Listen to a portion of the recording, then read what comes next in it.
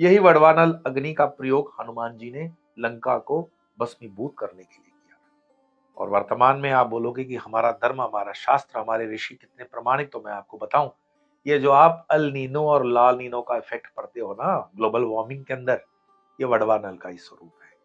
और ये लिख के रख दो, आने वाले 3 सालों के अंदर 2027 की जो कलयुग की निशानियां हैं, पृथ्वी के लिए जो चेंजेस की प्रिडिक्शन की गई है, उसमें मैं अपनी तरफ से गंभीरतापूर्ण ये ऐड कर रहा हूं कि पृथ्वी वडवानल अग्नि का दर्शन करने जा रही है।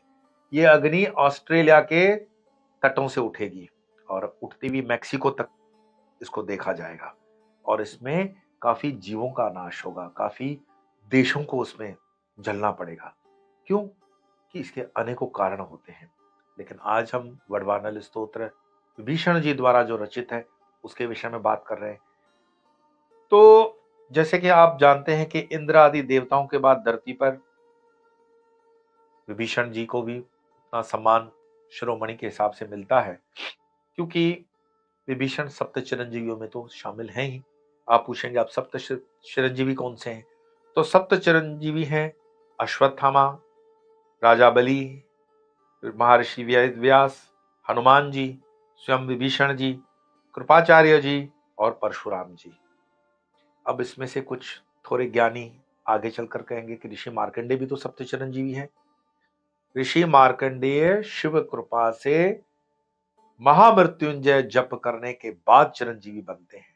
लेकिन जो नेचुरल कोर्स में सप्त चिरंजीवी हैं, जिनके मैंने नाम बताया, वो सप्त चिरंजीवी हैं। मार्कंडेय जी का बाद में उल्लेख उसमें पड़ता है और मार्कंडेय जी भी चिरंजीवियों में आते हैं, वो अष्ट चिरंजीवी हो गए। और वो शिव कृपा से, जैसे किसी प्रधानमंत्री ने अपना वीटो पावर यूज करके एक एक्स्ट्रा उसको दे दिया हो, तो ये शिव कृपा से बने हैं। तो विभीषण सप्त चिरंजीवियों में है। विभीषण जी का जो मंदिर, मंदिर मतलब घर जिसको हम बोलते हैं, देवालय नहीं बोल रहा हूं, मंदिर बोलता हूं। संस्कृत के अंदर मंदिर शब्द का अर्थ है आपका घर। देवालय मतलब देवों के रहने का आलय, देवालय। तो जो श्रीलंका के अंदर उस समय हनुमान जी जाते हैं मां सीता को खोजने के लिए, और वडवानल वो अग्नि से पूरे लंका को अग्नि से भस्मीभूत करने का वो निर्णय लेते हैं, तो वहां पर वो देखते हैं कि शंख और पद्म के निशान से जुड़ा हुआ एक स्थान है। तो दो जगहों को उन्होंने अपने अग्नि के कोप से बचा लिया था। एक था अशोक वाटिका जहां मां सीता थी, दूसरा विभीषण जी का स्थान, क्योंकि उस पर राम लिखा हुआ था।